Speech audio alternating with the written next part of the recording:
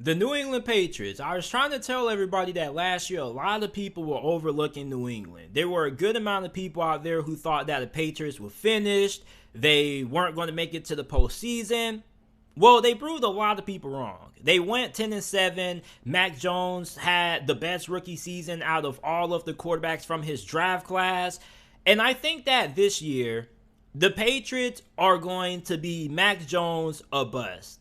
The Patriots are going to go as far as Mac Jones takes them. You improve the wide receiver position slightly by bringing in Devontae Parker. You also drafted Baylor wide receiver Tyquan Thornton. You drafted Cole Strange with your first round pick. And even though there are a lot of people who were upset about that selection, Cole Strange is going to be a monster. Even though Bill Belichick doesn't have a great track record of drafting in the first round, he's really good when it comes to sniffing out really top-level offensive linemen and defensive linemen. So I think that Cole Strange is going to improve this offensive line. This was already a really good offensive line last year. This is one of the best offensive lines entering this season. So with the fact that the wide receiver position has improved and the offensive line has improved when it was already pretty good, now you look at the run game, okay? Now last year, Damian Harris was a beast. And you also have Rahamdre Stevenson. And on top of that, I really still do love the talent that they have at tight end. You have Hunter Henry, Jonnu Smith. So I think that the offense is going to be fine. I know that a lot of people aren't going to be thrilled about, the talent that they have at the skill position. People pretty much look at New England and they say, well, JT, I mean, they have okay players there. They're not bad. They're not great overall. They're just in the middle of the pack. And I can understand that. But, Jacoby Myers has made some big plays for the Patriots over the last couple of years. You also have Kendrick Bourne, who I also thought was pretty solid at times for them. So I think that overall, when you incorporate the talent that they have at wide receiver and tight end, they should be pretty set there. I think that Mac Jones has a good amount of weapons and targets to give the football out to, okay? Now, defensively, this is where a lot of people's concerns are going to lie because you lost J.C. Jackson, okay? A linebacker, when it came to the pass coverage that you were getting from that position last year, was lackluster to say the least. However, you did bring in Mac Wilson in the trade with the Cleveland Browns. I love Juwan Bentley. Raekwon McMillan didn't even get to play for the Patriots last year because he got his season cut short before it even started last year. So I think that the linebacker play, at least when it comes to the pass coverage, is going to improve. And I think when you look at the Patriots defense, okay, a lot of these guys you probably don't know about, but they definitely fit Bill Belichick's system. And my best case scenario for the Patriots this year is going to be 13-4. Now, you may be like, JT, you're tripping if you think that the Patriots, at their best, are going to be able to win 13 games. I strongly believe it. Because this team is pretty much, as I mentioned, going to only go as far as Mac Jones takes them. And when Mac Jones takes that next step, and I'm not saying if, I'm saying when, because I believe that he's going to end up ascending his play to becoming a top 10 quarterback this year, the Patriots are going to be really hard to stop. And there were times when Mac Jones, when he was on, he was really on. Now, of course, he had some stinkers in there, but that's always what comes with having a rookie quarterback. You're going to have some ups, you're going to have some downs, but I think with what Mac Jones showed me last year, I expect for New England to take that next step. Now, we don't know who their offensive coordinator is going to be, okay? A lot of people think that it's going to be Matt Patricia. It could be Joe Judge. We really don't know, but I really think that it doesn't really matter because if you have an elite quarterback, he's going to make whoever's calling the plays look better. Now, the defense really is where a lot of the concern lies, but I really like Jack Jones, rookie cornerback that they drafted in the middle portion of this past year's NFL draft out of Arizona State. We already previously did a segment about him not too long ago on the podcast. This is somebody who pretty much is a exact replica of J.C. Jackson. Really good press, man-to-man corner. The only concern that you probably have with Jack Jones is the fact that, okay, is he going to be able to beef up and add enough necessary weight? Now, Jack Jones ends up up, planning out and, working out really well throughout preseason and training camp, then he should be a starter. And that's going to allow you to move Jalen Mills from cornerback to safety if you want to. And then you also have Jabril Peppers, Adrian Phillips, Devin McCourty, Kyle Duggar. So you have a lot of talent in that secondary if you are in New England. And that allows you to play around with a lot of things with what you can do when it comes to nickel and dime packages, because the biggest flaw that New England had last year is the fact that they were really slow.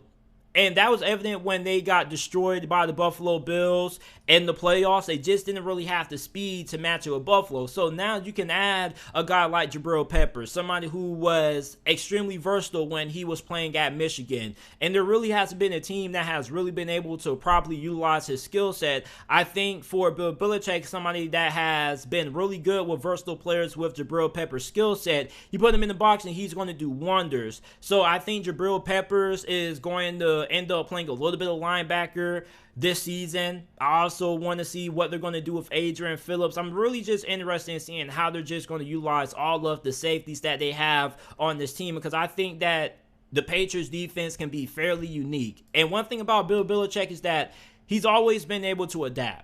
You don't become one of the greatest head coaches of all time without being able to adapt to the current times of the game. And I think for Bill Belichick right now, a lot of people are overlooking the moves that they made on defense because they're not huge moves. These are guys that you probably never heard about. But remember, it's chess, not checkers, when you're talking about the Sith Lord that is Bill Belichick. Palpatine and Star Wars, nobody really seen him coming, really. You get what I'm saying? When it was revealed that he was a Sith, everybody was pretty much taken back by surprise, So when you look at Bill Belichick, I think that a lot of people are going to be taken back by surprise with how good this defense is going to be this year. And they already have one of the best defensive lines in the NFL. You have Dietrich Wise, Lawrence Guy, Christian Barmore, who could be in for a breakout season, Matthew Judon, recently made the Pro Bowl last season. So there is a good amount of talent on this New England Patriots defense, and I think that a lot of people are going to be surprised of how good this defense is going to be this year.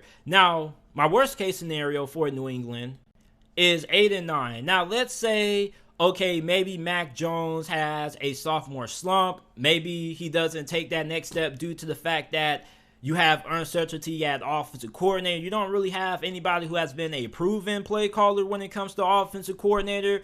You also have the fact that, maybe your defense still may suffer from the fact that you did lose J.C. Jackson to the L.A. Chargers in free agency. And maybe this defense really just doesn't have a lot of answers for teams like the Buffalo Bills and the Miami Dolphins that have a lot of speed on offense. You also look at their schedule. I think that their schedule has some pretty difficult stretches this year that could give New England some problems. I mean, to start off the year, your first 4 games are going to be against Miami and Pittsburgh. Those 2 matchups are both going to be played on the road. Then you got to play Baltimore and Green Bay. Then after that, you have a pretty easy stretch after that. But then late in the season, things start to pick up. Your last 5 to 6 games are going to be at Minnesota, Buffalo, Arizona, Las Vegas, Cincinnati, Miami, and Buffalo to close out the year. So that could be really tough for New England. So my worst case scenario for them is 8-9, but my overall record prediction for the New England Patriots is going to be 11-6. I have a lot of confidence that Mac Jones is going to be able to take that next step. And when he does take that next step this year, he's going to elevate the whole entire team. And this already is a pretty good offensive line. He already has a pretty good ground game. So with the fact that his play is going to be elevated, he's going to minimize how many rookie mistakes he had last year. He's going to be more better at taking care of the football. You're also going to have somebody who's going to be a little bit more depended on in big situations. There were a lot of people last year who kind of felt like Bill Belichick coddled Mac Jones. He kind of kept him from, big situations such as not deciding to go for it on 4th down on multiple occasions. It pretty much seemed as if Bill Belichick had the training wheels on Mac Jones. I feel like with him going into year 2, he's going to take those training wheels off. He's going to trust Mac Jones more. And I think that that's going to pay dividends for Mac Jones this year. I feel like he's going to deliver. And I think that the Patriots end up going 11-6 this year. But you guys let me know your record prediction for the New England Patriots down in the comment section down below. And I appreciate you guys for listening to this episode of the JT Sports Podcast. Remember that the JT Sports Podcast is available on every single podcasting platform. Apple Podcasts, Spotify Podcasts, Google, Amazon, wherever you get your podcasts from. The JT Sports Podcast is available. And I will see you guys with another episode shortly.